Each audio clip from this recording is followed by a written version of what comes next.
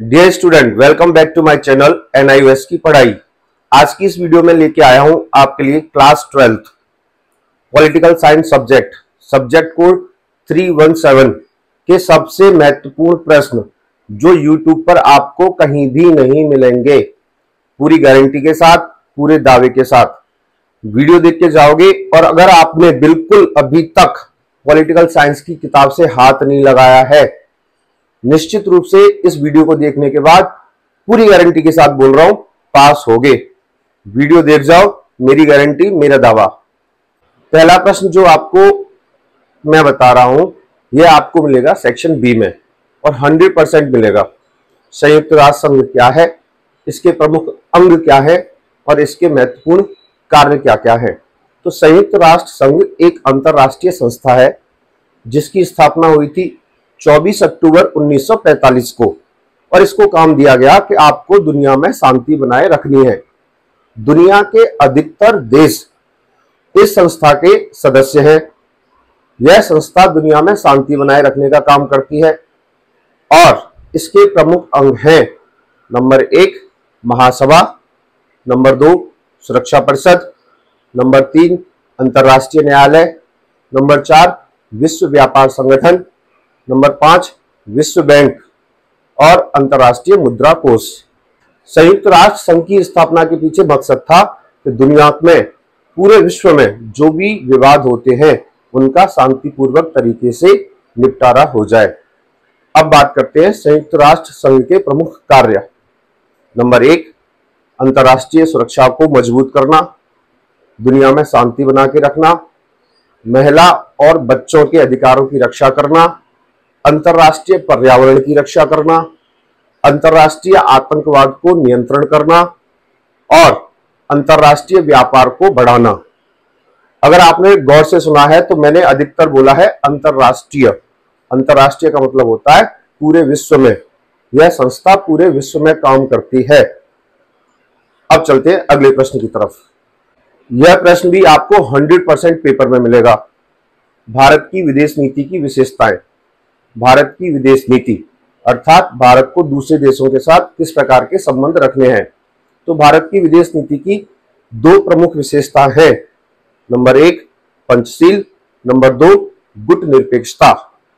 गुटनिरपेक्षता का मतलब था जब दुनिया में शीत युद्ध हो रहा था तो भारत ने अपने आप को दोनों महाशक्तियों से अलग रखा। और दोनों महाशक्ति कौन कौन सी थी? अमेरिका और सोवियत संघ। अमेरिका और सोवियत संघ से उचित दूरी बनाकर रखी। भारत की यह नीति गुटनिरपेक्षता की नीति कहलाई। अब बात करते हैं पंचशील की। पंचशील भारत की विदेश नीति का एक महत्वपूर्ण हिस्सा रही है। यह नीति हमने चीन के साथ अपनाई थी। इसमें 5 बातें कही गई हैं, इसलिए इसका नाम पड़ा पंचशील। नंबर 1 शांतिपूर्ण सह-अस्तित्व, यानी कि हम प्रत्येक देश के साथ शांतिपूर्ण तरीके से रहेंगे। नंबर 2 पारस्परिक सद्भावना, यानी कि अच्छे संबंध बनाने हैं। तीसरी बात, हमें किसी भी देश के आंतरिक मामले में दखलंदाजी नहीं करनी है। नेक्स्ट, हमको अर्थात भारत को प्रत्येक राष्ट्र की संप्रभुता का सम्मान करना है। नंबर नेक्स्ट, अगर किसी भी राष्ट्र में कोई भी प्राकृतिक आपदा आती है तो हम उसकी पूरी सहायता करेंगे। नेक्स्ट, अनाक्रमण। अनाक्रमण मतलब भारत कभी भी किसी भी देश पर पहले से आक्रमण नहीं करेगा। तो आपको 5 अच्छी बातें पंचशील में लिखकर आनी है और यह प्रश्न पेपर में निश्चित रूप से आता है। अगला प्रश्न, सार्वभौमिक वयस्क मताधिकार। सार्वभौमिक वयस्क मताधिकार क्या कहता है कि भारत के अंदर अगर कोई भी वयस्क अर्थात 18 साल का हो जाता है, चाहे वो किसी भी धर्म से हो, किसी भी जाति से हो, अमीर हो, गरीब हो, महिला हो, पुरुष हो, कोई भी हो, बस उसकी उम्र होनी चाहिए 18 वर्ष। उसको मत अर्थात वोट डालने का अधिकार प्राप्त हो जाता है। इसको बोलते हैं सार्वभौमिक वयस्क मताधिकार। अगला प्रश्न, संघवाद क्या है और संघवाद की क्या विशेषता है?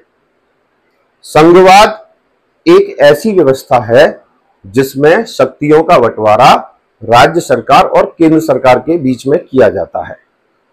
अगर हम भारत की बात करते हैं तो भारत राज्यों का एक समूह है, अर्थात एक संघ है। यहाँ पर केंद्र सरकार भी है और यहाँ पर राज्य सरकार भी है। यहाँ पर केंद्र सरकार को राज्य सरकार की तुलना में अधिक अधिकार और शक्तियां दी गई होती हैं। तो संघवाद क्या हुआ? संघवाद एक ऐसी व्यवस्था हुई जिसमें शक्तियों का बंटवारा राज्य सरकार और केंद्र सरकार के बीच में किया गया है। कुछ शक्तियां केंद्र को दी गई हैं और कुछ शक्तियां राज्य को दी गई हैं। राज्य को केंद्र की तुलना में कम अधिकार और शक्तियां दी जाती हैं। जहां भी संघ होता है, जैसे कि भारत एक संघ है, जहां भी संघ होता है तो वहां पर देश को अर्थात सरकार को संविधान के अनुसार चलाया जाता है। तो भारत में संविधान है। जहां भी संघ होता है वहां पर सर्वोच्च न्यायालय होता है। जहां भी संघ होता है वहां राज्य सरकार होती है और केंद्र सरकार भी होती है। न्यायपालिका होती है, संविधान होता है, राष्ट्रपति भी होता है। जैसे कि हमारे देश में आप देखते हैं राष्ट्रपति भी है, सर्वोच्च न्यायालय भी है, केंद्र सरकार भी है, राज्य सरकार भी है और सबसे ऊपर संविधान भी है। तो यह हुआ संघवाद। अगला प्रश्न, भारतीय राजनीति में जाति की भूमिका। जाति, देखिए हर एक इंसान की भारत में कोई ना कोई जाति होती है। अब जब चुनाव होते हैं, चुनाव के दौरान जाति एक महत्वपूर्ण मुद्दा होती है। अधिकतर लोग अपने ही जाति और धर्म के नेताओं को वोट डालना पसंद करते हैं। तो हम कह सकते हैं भारतीय राजनीति में अथवा भारतीय समाज में जाति की बहुत ही महत्वपूर्ण भूमिका होती है। जब पेपर में यह प्रश्न आए तो आपको जाति और राजनीति के बारे में लिखना है। लोग अपनी जाति और धर्म को लेकर बहुत ही भावुक होते हैं। अधिकतर भारत के लोग अपनी जाति और धर्म को लेकर बहुत ही भावुक होते हैं और मतदान करते समय इस बात का विशेष ख्याल रखते हैं। इस प्रकार हमारी यहाँ की राजनीति जाति और धर्म से बहुत ही प्रभावित होती है। प्रश्न का उत्तर रहेगा भारत में राजनीति के क्षेत्र में जाति की और धर्म की काफी महत्वपूर्ण भूमिका रहती है। कभी यह सकारात्मक होती है तो कभी यह नकारात्मक होती है। कभी इसका अच्छे परिणाम भी होते तो कभी इसके नकारात्मक परिणाम भी होते हैं। अगला महत्वपूर्ण प्रश्न, राज्य के 4 घटक अथवा राज्य के 4 तत्व। तो राज्य के 4 घटक होते हैं। नंबर 1 भूभाग, नंबर 2 जनसंख्या, नंबर 3 सरकार, नंबर 4 संप्रभुता अथवा प्रभुसत्ता। किसी भी राज्य को चलाने के लिए 4 घटकों का होना बहुत ही महत्वपूर्ण होता है। मैं दोबारा बोलता हूं। नंबर 1 भूभाग, मतलब राज्य है तो उसके लिए जमीन चाहिए। नंबर 2 जनसंख्या, जनसंख्या पढ़ी लिखी होनी चाहिए। नंबर 3 सरकार, सरकार ऐसी हो जो लोगों के हित में काम करे। नंबर 4 संप्रभुता। इस तरह राज्य के 4 घटक होते हैं। अगला प्रश्न, राज्य और समाज के बीच में क्या अंतर है? अगला प्रश्न, राज्य और समाज के बीच में क्या अंतर है? देखिए राज्य जो होता है वह संविधान से चलता है और उसको चलाने का काम है सरकार का। समाज क्या होता है? लोगों का समूह, जैसे कि हिंदू समाज, मुस्लिम समाज, वाल्मीकि समाज, गुर्जर समाज, जाट समाज, यह समाज के कुछ उदाहरण हैं। प्रत्येक समाज के अपने नीति, नियम, कायदे, कानून होते हैं, परंपराएं होती हैं और समाज अपनी परंपराओं से चलता है।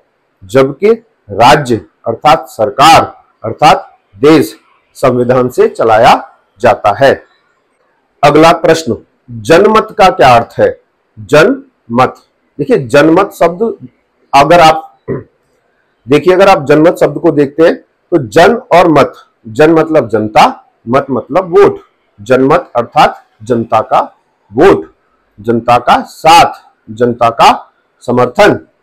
भारत एक लोकतंत्र है और लोकतंत्र के अंदर जिस किसी व्यक्ति या सरकार के पास जनमत होता है वही शासक वर्ग होता है। उदाहरण के लिए हम बात करते हैं, देश में जनमत मोदी जी के साथ है इसलिए वो देश के प्रधानमंत्री हैं, और दिल्ली में जनमत केजरीवाल के पास है इसलिए वो दिल्ली का मुख्यमंत्री है। अब आपको समझ में आया? जनमत अर्थात जनता का साथ, जनता का सहयोग, जनता का वोट। लोकतंत्र में जनमत की बहुत ही महत्वपूर्ण भूमिका होती है। अब इसमें थोड़ा सा आगे और एक पार्ट जोड़ देते हैं, जनमत को एकत्रित करने वाली एजेंसियां, संस्थाएं, यानी कि लोग किस प्रकार जनमत एकत्रित करते हैं। जनमत एकत्रित करने के लिए टीवी, रेडियो, सोशल मीडिया, अखबार, भाषण, रैली और व्यक्तिगत रूप से लोगों से मिलकर जनमत एकत्रित किया जाता है। जनमत अर्थात जनता का साथ, जनता का वोट, जनता का समर्थन जनमत कहलाता है। दबाव समूह क्या होता है? दबाव समूह ऐसे लोगों का समूह होता है जो अपनी व्यक्तिगत मांग पूरी करवाने के लिए सरकार पर दबाव डालते हैं, और दबाव समूह किसी भी राजनीतिक दल का हिस्सा नहीं होते। एक छोटा सा उदाहरण बताता हूं। अभी कुछ दिन पहले किसान आंदोलन हुआ था, यह भी एक दबाव समूह था। किसान किसी भी राजनीतिक दल का हिस्सा नहीं थे, किसानों की कुछ अपनी मांग थी जिनके लिए उन्होंने सरकार पर दबाव डाला। तो दबाव समूह किसी भी राजनीतिक दल से नहीं जुड़े होते, उनकी व्यक्तिगत मांग होती है। दबाव समूह अपनी बात मनवाने के लिए धरना देते हैं, प्रदर्शन करते हैं, भूख हड़ताल करते हैं और काम भी रोक देते हैं। दबाव समूह अगर हिंसा का प्रयोग करता है तो सरकार उनके खिलाफ कार्रवाई करती है। इसलिए दबाव समूह शांतिपूर्ण तरीके से सरकार के सामने अपनी बात रखते हैं। जब आपके पेपर में दबाव समूह का प्रश्न आए तो आप किसान आंदोलन के बारे में सारा कुछ लिख कर आ सकते हैं। अगला प्रश्न, अवसर की समानता।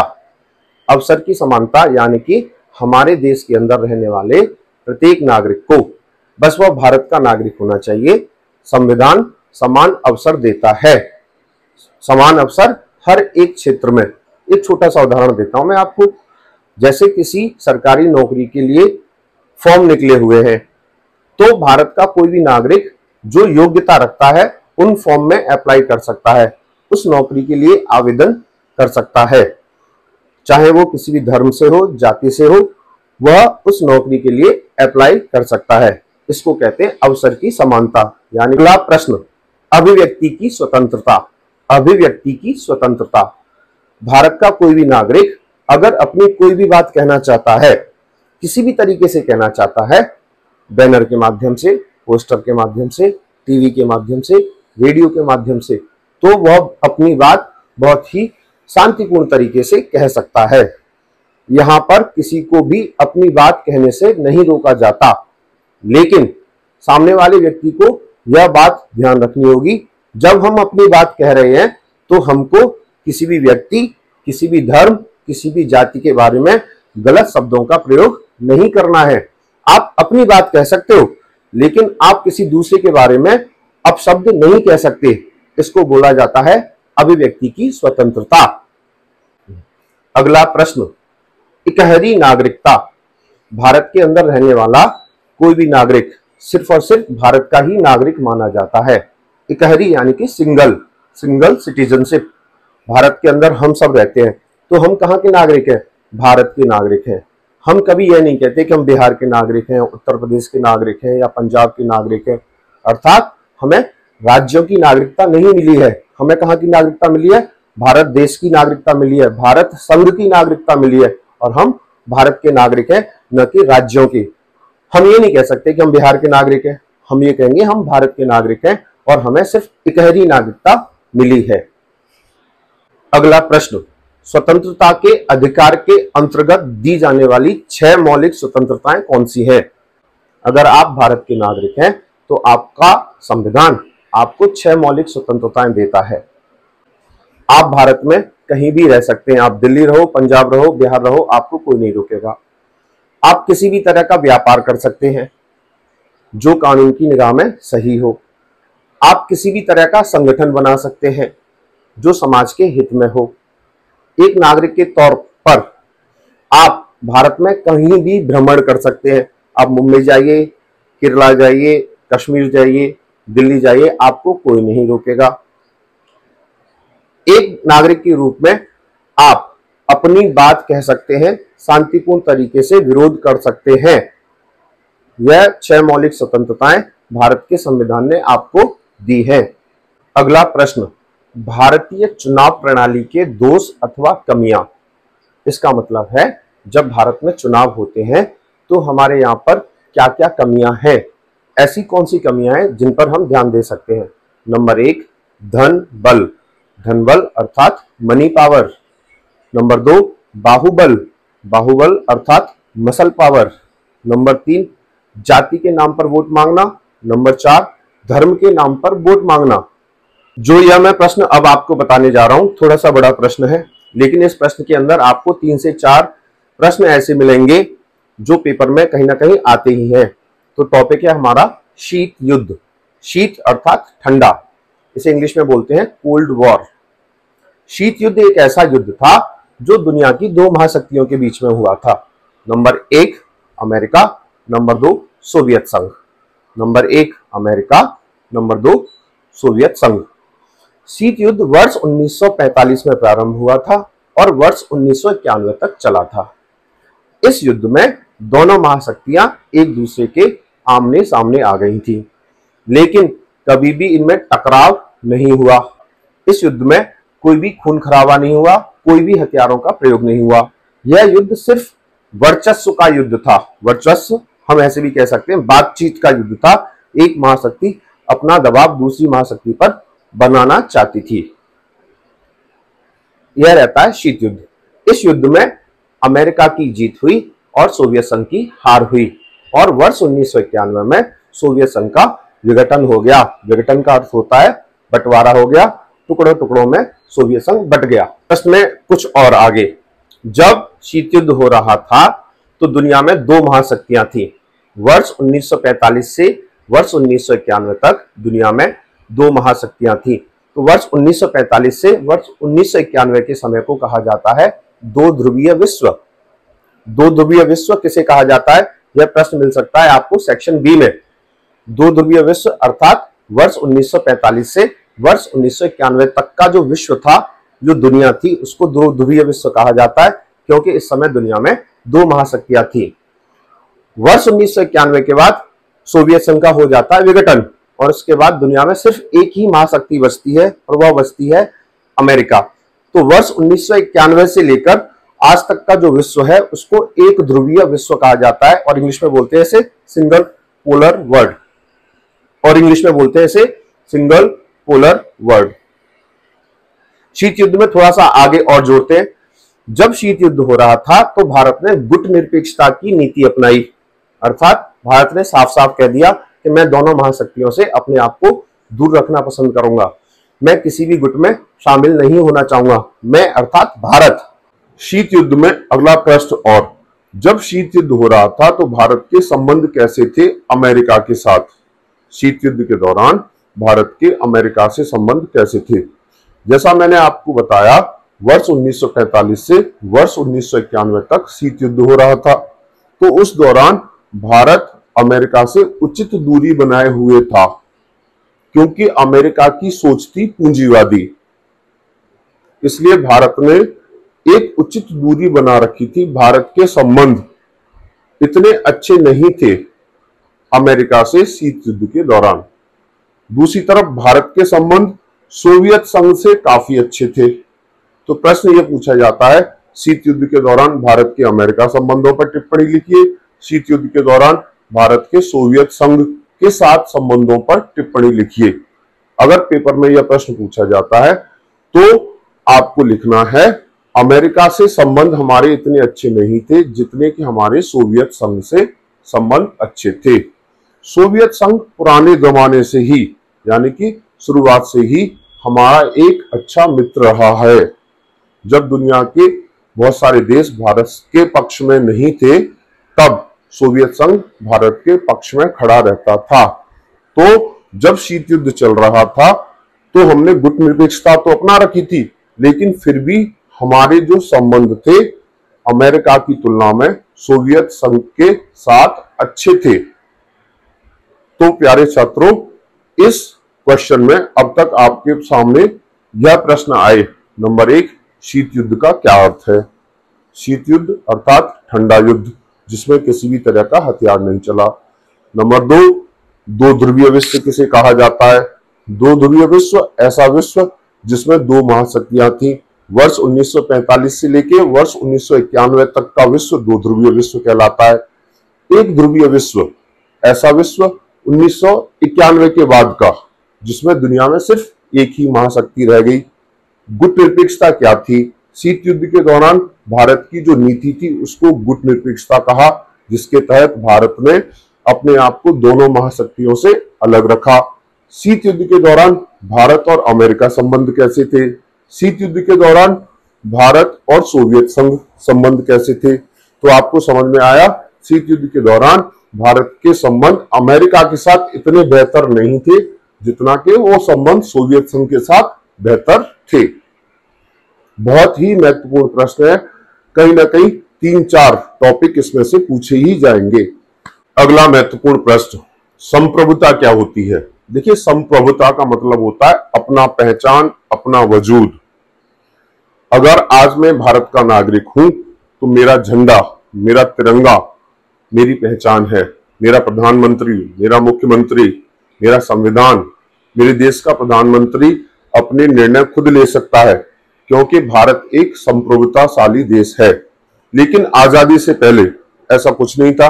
हमारे सारे निर्णय अंग्रेज लोग लिया करते थे, ब्रिटिश लोग लिया करते थे। तो भारत को संप्रभुता, अपनी पहचान मिली है आजादी के बाद। संप्रभुता मतलब अपना अभिमान, अपना संविधान, अपना प्रधानमंत्री, अपना वजूद, और आज के समय में हम अपने निर्णय ले सकते हैं। अगला प्रश्न, क्षेत्रीय राजनीतिक दल और राष्ट्रीय राजनीतिक दल में क्या अंतर होता है? क्षेत्रीय अर्थात रीजनल, राष्ट्रीय अर्थात नेशनल। क्षेत्रीय राजनीतिक दल तो समझते हो ना आप, जैसे कि बीजेपी, कांग्रेस, आम आदमी पार्टी, ये सारे के सारे राजनीतिक दल होते हैं। तो कुछ ऐसे राजनीतिक दल होते हैं जो सिर्फ एक ही राज्य में चुनाव लड़ते हैं। जैसे हम बात करते हैं उत्तर प्रदेश में समाजवादी पार्टी, यह आपकी उत्तर प्रदेश में ही चुनाव लड़ती है, तो यह एक क्षेत्रीय राजनीतिक दल हुई। दूसरी तरफ हम बात करते हैं बीजेपी, कांग्रेस, आम आदमी पार्टी, यह पूरे देश के अंदर अपना चुनाव लड़ती हैं, इनका वजूद ज्यादा होता है, इसलिए यह राष्ट्रीय राजनीतिक दल हुए। क्षेत्रीय राजनीतिक दल का प्रभाव सिर्फ एक राज्य तक ही सीमित रहता है। दूसरी तरफ राष्ट्रीय राजनीतिक दल पूरे देश के अंदर कहीं भी चुनाव लड़ते हैं। तो क्षेत्रीय राजनीतिक दल की तुलना में राष्ट्रीय राजनीतिक दल काफी बड़े और प्रभावशाली होते हैं। अगला महत्वपूर्ण प्रश्न, मानव अधिकार क्या होते हैं? मानव अधिकार ऐसे अधिकार होते हैं जो सिर्फ और सिर्फ मनुष्य होने के नाते आपको दिए जाते हैं। अगर आप मनुष्य हैं तो आपके पास कुछ अधिकार होने चाहिए और यही अधिकार आपके मानव अधिकार कहलाते हैं। अब बात करते हैं मानव अधिकारों की विशेषताएं। मानव अधिकार सार्वभौमिक होते हैं, अर्थात सभी को मिलते हैं और सभी मनुष्यों को मिलते हैं, चाहे वो मनुष्य किसी भी देश का हो। मानव अधिकार सभी देशों में समान रूप से लागू होते हैं। मैं भारत का नागरिक हूं और मेरे मानव अधिकार हैं। अगर कल मैं अमेरिका चला जाऊंगा तो मानव अधिकार मेरे साथ ही रहेंगे। नंबर 3, मानव अधिकार मनुष्य को वास्तव में मनुष्य बनाते हैं और मनुष्य को एक सफल जीवन जीने के लिए काफी आवश्यक होते हैं। मानव अधिकार की रक्षा करने के लिए जगह जगह मानव अधिकार आयोग बनाए गए हैं। राज्य में राज्य मानव अधिकार आयोग, राष्ट्र में राष्ट्रीय मानव अधिकार आयोग, और तो और अंतरराष्ट्रीय मानव अधिकार आयोग भी है, जहां पर आप शिकायत कर सकते हैं अगर आपके मानव अधिकारों के साथ किसी भी तरह की छेड़छाड़ हो रही है। मानव अधिकार अर्थात ह्यूमन राइट्स, मनुष्य के अधिकार। अगला महत्वपूर्ण प्रश्न, शिमला समझौता क्या है? शिमला समझौता भारत और पाकिस्तान के बीच वर्ष 1972 में हुआ था। जब हमारा देश का युद्ध हुआ 71 में पाकिस्तान के साथ, 71 अर्थात 71, तो उसके बाद भारत के शिमला में बैठकर शिमला समझौता हुआ। इस समझौते में भारत की तरफ से इंदिरा गांधी गए और पाकिस्तान की तरफ से जुल्फिकार अली भुट्टो आए और दोनों ने बैठकर यह तय किया कि भविष्य में दोनों देश एक दूसरे की सीमाओं का सम्मान करेंगे। और भारत ने पाकिस्तान के 90,000 युद्धबंदियों को रिहा कर दिया था। अगले महत्वपूर्ण प्रश्न की तरफ, भारत और चीन के बीच में क्या विवाद है? जैसा कि आप जानते हैं चीन हमारा पड़ोसी देश है, इसके साथ हमारे विवाद लगे ही रहते हैं। तो भारत और चीन के बीच में दो महत्वपूर्ण विवाद हैं। नंबर 1 मैकमोहन रेखा विवाद, नंबर 2 तिब्बत विवाद। मैकमोहन रेखा भारत और चीन के बीच सीमा का निर्धारण करती है। यह रेखा अंग्रेजों के समय में भारत और चीन के बीच में खींची गई थी। अब चीन बदतमीजी दिखाता है और कहता है कि भारत का कुछ हिस्सा हमारा है। इस बात को लेकर भारत और चीन के बीच में तनातनी बने रहती है। दूसरा विवाद है तिब्बत विवाद। तिब्बत एक छोटा सा राज्य था, छोटा सा देश था, जो अब चीन के नियंत्रण में है। भारत ने जब इस बात का विरोध किया तो चीन ने कहा, आप हमारे आंतरिक मामले में दखलंदाजी कर रहे हो। इसलिए भारत और चीन के बीच में यह विवाद भी है। अगला महत्वपूर्ण प्रश्न, श्रीलंका में भारतीय तमिलों की क्या समस्या है? श्रीलंका हमारा पड़ोसी मुल्क है। यहाँ पर अंग्रेजों के समय में भारतीय तमिल श्रीलंका चले गए थे। चले क्या गए थे, मतलब अंग्रेज उन्हें लेकर श्रीलंका पहुंच गए थे। जब श्रीलंका आजाद हुआ तो श्रीलंका के लोगों ने कहा कि भाई अब आप अपने देश वापस चले जाओ। तो वहां पर जो भारतीय तमिल थे उन्होंने कहा, अब तो हम काफी समय से यहाँ पर रह रहे, इसलिए यह देश हमारा भी है। इस बात को लेकर तमिल लोगों के साथ श्रीलंका में अच्छा व्यवहार नहीं किया जाता है। उनको रोजगार नहीं मिलते, शिक्षा के अवसर नहीं मिलते, उनके परिवार को सम्मान की नजर से नहीं देखा जाता। तो वहां के जो श्रीलंका के तमिल थे, तो श्रीलंका के तमिल लोगों ने अपना एक संगठन बनाया, तमिल टाइगर्स, और उसके मुखिया थे प्रभाकरन, और उन्होंने श्रीलंका की सरकार के सामने अपनी मांगे रखी। बाद में यह मांगे उग्र हो गई और वहां पर हिंसक प्रदर्शन हुए और उनमें प्रभाकरन की मौत हो गई। यह विवाद अभी भी है, क्योंकि भारतीय तमिलों को ऐसा लगता है कि उनको उनके अधिकार नहीं मिलते हैं, शिक्षा के अवसर नहीं मिलते हैं, रोजगार के अवसर नहीं मिलते हैं। इसलिए भारतीय तमिलों की यही महत्वपूर्ण समस्या है। अगला महत्वपूर्ण प्रश्न, राज्य के नीति निर्देशक सिद्धांत क्या है और उनके प्रकार बताइए। राज्य के नीति निर्देशक सिद्धांत एक ऐसी कसौटी है जिस पर राज्य की सरकार को तौला जाता है कि यह सरकार अच्छी है या सरकार बुरी है। राज्य के नीति निर्देशक सिद्धांत भारतीय संविधान में अनुच्छेद 36 अर्थात 36 से लेकर 51 तक लिखे गए हैं। राज्य के नीति निर्देशक सिद्धांत 4 प्रकार के होते हैं। नंबर 1 आर्थिक और सामाजिक सिद्धांत, नंबर 2 गांधीवादी सिद्धांत, नंबर 3 विदेश नीति संबंधी सिद्धांत, नंबर 4 विविध सिद्धांत। पेपर की दृष्टि से यह प्रश्न बहुत ही महत्वपूर्ण है। राज्य के नीति निर्देशक सिद्धांत भारतीय संविधान के अनुच्छेद 36 से लेकर 51 अर्थात 51 तक लिखे गए हैं और 4 सिद्धांत हैं। नंबर 1 आर्थिक और सामाजिक सिद्धांत, नंबर 2 गांधीवादी सिद्धांत, नंबर 3 विदेश नीति संबंधी सिद्धांत, नंबर 4 विविध सिद्धांत। अगला महत्वपूर्ण प्रश्न, गांधीवाद क्या है? गांधीवाद गांधी जी की सोच है, गांधी जी की विचारधारा है।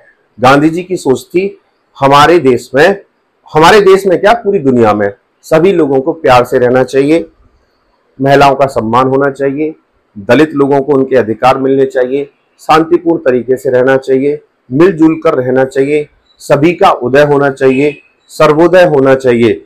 अगर पेपर में गांधीवाद आता है तो गांधी जी की सोच, गांधी जी की विचारधारा और अहिंसा के पुजारी हमारे प्यारे बापूजी, उनके बारे में अधिक से अधिक लिखकर आना है। अगला महत्वपूर्ण प्रश्न, मार्क्सवाद क्या है? मार्क्स का पूरा नाम है Karl Marx. Karl Marx German के एक दार्शनिक थे। जिस प्रकार हमारे देश में गांधी जी हुए, उसी प्रकार जर्मनी में कार्ल मार्क्स हुए। कार्ल मार्क्स को गरीबों का मसीहा कहा जाता है और कार्ल मार्क्स कहते थे समाज में 3 तरह के वर्ग होते हैं। उच्च वर्ग अर्थात बहुत बड़े बड़े लोग, जैसे कि हमारे देश में नेता, अभिनेता। मध्य वर्ग जैसे कि हम और आप, डॉक्टर, टीचर, वकील, यह सभी मध्य वर्ग में आ जाते हैं। और निम्न वर्ग अर्थात बहुत ही नीचे तबके के लोग, पिछड़े लोग, गरीब लोग। तो समाज में 3 वर्ग होते हैं। मार्क्स ने कहा समाज में होते हैं 3 वर्ग। ठीक, तो ऊंचा वाला वर्ग अर्थात उच्च वर्ग मध्य वर्ग को दबाता है और मध्य वर्ग निम्न वर्ग को दबाता है, और यह वर्ग एक दूसरे का शोषण करते हैं और राज्य अर्थात सरकार इस शोषण की व्यवस्था में उच्च वर्ग का साथ देती है। तो जो हमारे कार्ल मार्क्स थे उन्हें गरीबों का मसीहा कहा जाता है और उन्होंने वर्ग सिद्धांत भी दिया। कार्ल मार्क्स ने एक बहुत ही महत्वपूर्ण किताब लिखी जिसका नाम था दास कैपिटल। एक छोटा सा प्रश्न, राजनीतिक विज्ञान के अध्ययन का क्या क्षेत्र है? राजनीतिक विज्ञान के अध्ययन का क्षेत्र है राज्य, सरकार, राजनेताओं की गतिविधि, राजनेता क्या करते हैं, संसद क्या करती है, यह सब राजनीतिक विज्ञान के अध्ययन का क्षेत्र है। अगला प्रश्न, संसद के प्रमुख कार्य क्या हैं? संसद के प्रमुख कार्य हैं, नंबर 1 बजट का निर्माण, कानून का निर्माण, राष्ट्रपति का चुनाव और नौकरशाही पर नियंत्रण। दोबारा बोलता हूं, संसद के प्रमुख कार्य क्या क्या हैं? संसद को पेपर में विधायिका के नाम से भी पूछा जाता है। नंबर 1 कानून का निर्माण, नंबर 2 बजट का निर्माण, नंबर 3 नौकरशाही पर नियंत्रण, नंबर 4 राष्ट्रपति का चुनाव। यह भारत की संसद के प्रमुख महत्वपूर्ण कार्य हैं। अगला प्रश्न, सर्वोच्च न्यायालय की क्या क्या शक्तियां हैं? सर्वोच्च न्यायालय अर्थात सुप्रीम कोर्ट ऑफ इंडिया, सर्वोच्च न्यायालय की निम्नलिखित शक्तियां हैं। सर्वोच्च न्यायालय के अधिकार क्षेत्र भी निम्नलिखित है, या शक्तियां आए या अधिकार क्षेत्र आए तो आपको यह लिखकर आना है। नंबर 1 सर्वोच्च न्यायालय राष्ट्रपति का सलाहकार होता है। जब कभी भी भारत के राष्ट्रपति को किसी भी प्रकार की सलाह चाहिए तो सर्वोच्च न्यायालय वहां पर हमेशा उपस्थित रहता है। नंबर 2 संविधान का संरक्षण, हमारे देश के संविधान के साथ अगर किसी भी तरह की कोई भी गलत छेड़छाड़ की जाएगी तो हमारा सर्वोच्च न्यायालय एक गार्जियन की तरह, अभिभावक की तरह उसकी रक्षा करता है। नंबर 3 राज्य सरकार और केंद्र सरकार के बीचों में अगर कोई भी विवाद होता है, नंबर 3 अगर राज्य सरकार और केंद्र सरकार के बीच में किसी भी तरह का विवाद होता है तो उस विवाद का निपटारा करने का कार्य भी हमारा सर्वोच्च न्यायालय करता है। अभिलेख न्यायालय, सर्वोच्च न्यायालय एक अभिलेख न्यायालय की तरह भी काम करता है, अर्थात कोर्ट ऑफ रिकॉर्ड की तरह भी काम करता है। हमारे देश के अंदर जो भी महत्वपूर्ण निर्णय होते हैं, उन निर्णय के जो भी फैसले होते हैं, उन फैसलों को सुरक्षित रखने का काम भी भारत का सर्वोच्च न्यायालय करता है। जनहित याचिका की सुनवाई, देश के अंदर कहीं भी किसी प्रकार की कोई भी जनहित याचिका होती है तो उस पर सुनवाई करने का काम भी सर्वोच्च न्यायालय में किया जाता है। तो यह थे भारत के सर्वोच्च न्यायालय के कार्य और शक्तियां। यह प्रश्न काफी महत्वपूर्ण है, किसी न किसी तरीके से किया जा सकता है। इसमें एक और जुड़ जाता है अपीलीय अधिकार। अपीलीय क्षेत्र अधिकार क्या कहता है? अगर भारत का कोई भी नागरिक किसी भी न्यायालय द्वारा दिए गए फैसले से संतुष्ट नहीं है, जैसे कि सपोज करिए मेरा नमन के साथ कोई झगड़ा हुआ और नमन को ऐसा लगता है कि न्यायालय ने उसके साथ अच्छा नहीं किया, तो वह उस फैसले के खिलाफ सर्वोच्च न्यायालय में अपील कर सकता है। तो इसको कहा जाता है अपीलीय क्षेत्र अधिकार। बहुत ही महत्वपूर्ण प्रश्न है। भारत के सर्वोच्च न्यायालय की शक्तियां। प्रश्न की तरफ, पर्यावरण। अगला प्रश्न पर्यावरण से जुड़ा हुआ है। पर्यावरण क्षरण, पर्यावरण निम्नीकरण, संधारणीय विकास, इस तरह का कोई ना कोई शब्द आपको पेपर में मिलेगा और आपको आंसर में ये लिख के आना है जो मैं बता रहा हूं। देखिए, पर्यावरण यानी कि हमारे आसपास का वातावरण। पर्यावरण का निम्नीकरण अर्थात हम पर्यावरण को नुकसान पहुंचाते हैं, पेड़ों को काटते हैं, नदियों को गंदा करते हैं, पॉलिथीन का प्रयोग करते हैं, कहीं भी जाके कारखाने खड़े करते हैं, तो हम पर्यावरण का निम्नीकरण करते हैं। पर्यावरण समझ में आ गया, पर्यावरण का निम्नीकरण समझ में आ गया। पर्यावरण के निम्नीकरण के क्या क्या कारण है? औद्योगिकरण, उद्योग धंधे बहुत लगाते जा रहे हैं, कारखाने पे कारखाने, कारखाने पे कारखाने खुलते जा रहे हैं। अब पर्यावरण की तो ऐसी तैसी होगी ना, तो हो गई। अब बात करते हैं शहरीकरण। इतने बड़े बड़े शहर बसा दिए हैं, अब शहर तो बस गए, शहर में गंदी बस्तियां, झुग्गी झोपड़ियां, नाले, कचरा, यह सब भी तो पर्यावरण को नुकसान पहुंचाता है। ये तो हो गया पर्यावरण का निम्नीकरण और इसके कारण। औद्योगिकरण और शहरीकरण पर्यावरण के निम्नीकरण के बहुत ही महत्वपूर्ण कारण है। अगर आपको पर्यावरण का निम्नीकरण रोकना है तो इसके लिए क्या करना होगा? आपको करना होगा सतत पोषणीय विकास, अर्थात धारणीय विकास, अर्थात एक ऐसा विकास जिससे हमारे आने वाली पीढ़ियों को किसी भी तरह का कोई भी नुकसान ना हो। उदाहरण समझिए, धारणीय विकास। पर्यावरण का निम्नीकरण रोकना है तो आपको क्या करना होगा? धारणीय विकास करना होगा। कैसे करोगे? सपोज करिए आप सरकार हैं और आप सरकार एक फ्लाईओवर का निर्माण करा रहे हैं, ठीक है। अब फ्लाईओवर का निर्माण कराते समय रास्ते में आ गए 50 पेड़ और आपने वो पेड़ काट दिए। ठीक है भाई, काट दिए, कोई दिक्कत नहीं। अगर आपने पेड़ काट दिए तो समझदारी वाला फैसला ये है कि आप दूसरी जगह जाकर कहीं ना कहीं 100 पेड़ लगाएं, अर्थात प्रकृति से, अर्थात धरती माता से जो कुछ भी लिया है उसे वापस तो करो।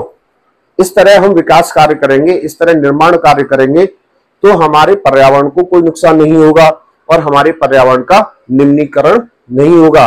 पेपर में यह प्रश्न कई प्रकार से पूछा जा सकता है। प्यारे छात्रों, प्रश्न तो बहुत है, लेकिन नमन कह रहा है कि वीडियो जल्दी खत्म कर दो, वीडियो बहुत लंबी हो जाएगी, इसलिए मैं वीडियो को अब रोकना चाहूंगा और आपको बताना चाहूंगा कि भैया पेपर में करना क्या है। पेपर में आपको यह बात सबसे पहले याद रखनी है कि प्रश्न काफी घुमा कर आते हैं। प्रश्न के अंदर आपको एक शब्द ऐसा मिलेगा जो कहीं ना कहीं मैंने बताया है। आप उस प्रश्न में उस शब्द को पकड़िए और पूरी कहानी वहां पर लिख दीजिए। NIOS का पेपर है, लिखेगा वो पास होगा। इसलिए बार बार कह रहा हूं, ये मत समझना जैसे मैंने बताया वैसे ही पेपर आएगा। पेपर में कहीं ना कहीं सिर्फ एक शब्द होगा, उस शब्द को आपको पकड़ना है और पूरी कहानी लिखते जानी है। और बहुत ही महत्वपूर्ण बात बता रहा हूं, गौर से सुनिए।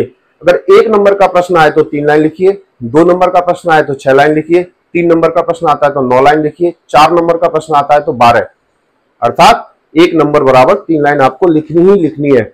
और अंत तक वीडियो को देखना है।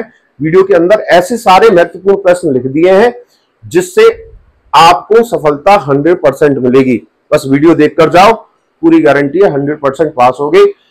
हर एक प्रश्न को अगर आपने 2 बार भी सुन लिया, कोई किताब पढ़ने की जरूरत नहीं है आपको। और याद रखना, बस लिखना है, दबा के लिखते चलो, लिखते चलो, लिखते चलो। कोई ताकत आपको फेल नहीं कर सकती दुनिया की। खाली कॉपी छोड़ के नहीं आनी है। NIOS का पेपर है, लिखोगे तो पास होगे। और प्रश्न के अंदर जो शब्द बता रहा हूं, सिर्फ प्रश्न के अंदर उस शब्द को ढूंढ लेना और पूरी कहानी वहीं पर शुरू कर देना। तो यह वीडियो आपको काफी महत्वपूर्ण साबित होगी। इस वीडियो में मैंने आपको बहुत कुछ बता दिया है, वैसे बताने के लिए बहुत कुछ है। अगर आपको लगता है आपका कोई दोस्त है और हमारे आसपास रहते हो और आपको लगता है आपको ऑफलाइन क्लासेस लेनी चाहिए, तो कभी भी आ जाना। मंत्रा इंस्टीट्यूट, मयूर विहार फेज 1 हमेशा तैयार मिलेंगे पढ़ाने के लिए। अगर वीडियो पसंद आई हो तो चैनल को सब्सक्राइब कर लेना और शेयर कर देना। बहुत सारे बच्चे ऐसे हैं जिन्हें इस वीडियो की जरूरत होगी।